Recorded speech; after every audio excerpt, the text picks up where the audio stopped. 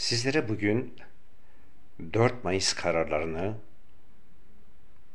çok iyi anlatan Baba Kazım'dan bir eser seslendireceğim şiir olarak.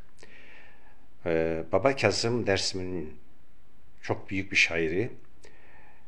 Dersim kültürel hafızasının protest şairi adı altında bir de kitabını yazdım. Daha yayınlanmadı. Okuduğu ağıt şöyleydi.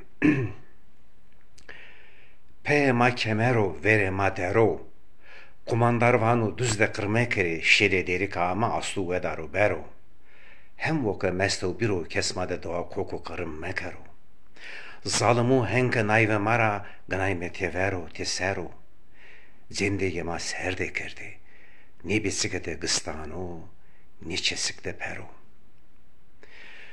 Ne düzgü, ne hızır, zeke sma murdemi pilvi, amene veri lungune sma nyazo karvanu sayi, sa veri lungune sma da kırkerdi, camerdu hermerdu domonu soyi, vele vesare smarevu, sma sasarı ofştu binizili şayi.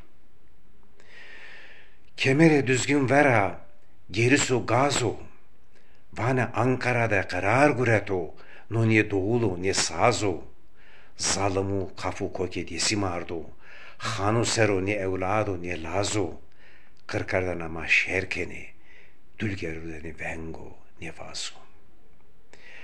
Vay de biye, kamer ağayımı biye, evro fındık ağayımı berdo bine dar ağacıye, sevişevanu zalimure vile romeni, evro marakeni soğure kırmancıye, seyir zavano evro roza kervelava, jminia buazi helaliye.